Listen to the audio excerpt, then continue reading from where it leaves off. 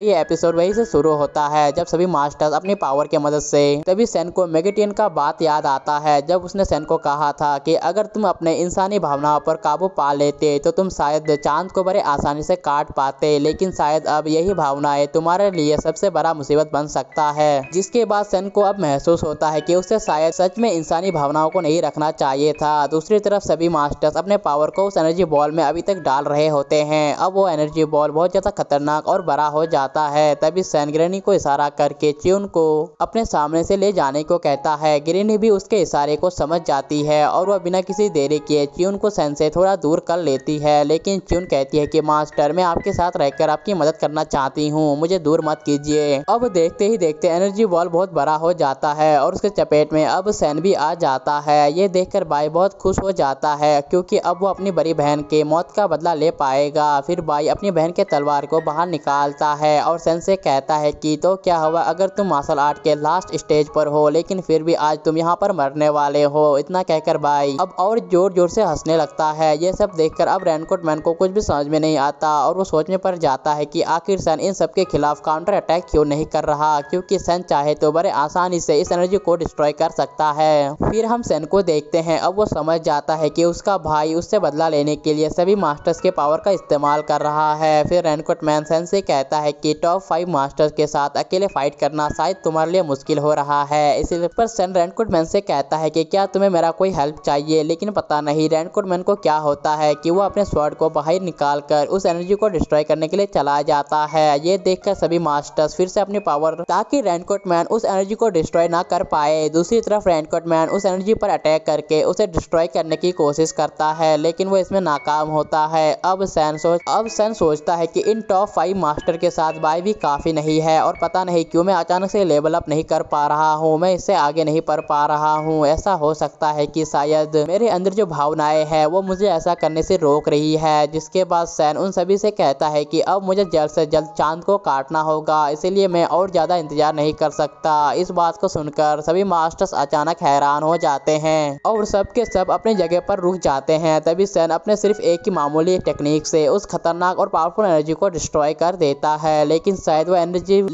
वो एनर्जी बहुत ज्यादा पावरफुल था, इसलिए वो सेन के अटैक से भी पूरी तरह से डिस्ट्रॉय नहीं होता। जिसके बाद सेन तेजी से उन मास्टर्स पर अटैक कर देता है और उनके बीच काफी खतरनाक फाइट होने लगता है, लेकिन फिर भी सेन अकेले ही उन सभी को काफी अच्छे से टक्कर दे रहा होता है। सेन के आगे तो कोई भी टिक नहीं पाता। लेकिन हैरानी की बात तो यह है कि रेनकोट मैन भी सेन पर अटैक करता है, जबकि उसे इस फाइट में अपने मास्टर यानी कि सेन का साथ देना चाहिए था, लेकिन फिर सेन को इस बात से कुछ फर्क नहीं पड़ता और वो अकेले ही उन दोनों को टक्कर देता है। तभी मास्टर जुओ कहता है कि आखिर रेनकोट मैन सेन पर अटैक क्यों कर रहा है, जबकि उसे तो उसका साथ देना चाहिए। इस पर वो लेडी कहती है कि हमें संभल कर रहना चाहिए, हो सकता है कि ये उनका कोई चाल हो। दूसरी तरफ एक एक करके सभी मास्टर सेन पर अटैक करने लगते हैं और सेन अकेले ही उन सभी को काफी अच्छे से टक्कर दे रहा होता है। अब सेन अकेला होता है और वो सभी टॉप 6 के मास्टर होते हैं। वो सभी मिलकर लगातार सेन पर अटैक्स करते रहते हैं, लेकिन फिर भी वो सभी मिलकर भी अभी तक सेन को हरा नहीं पाए थे।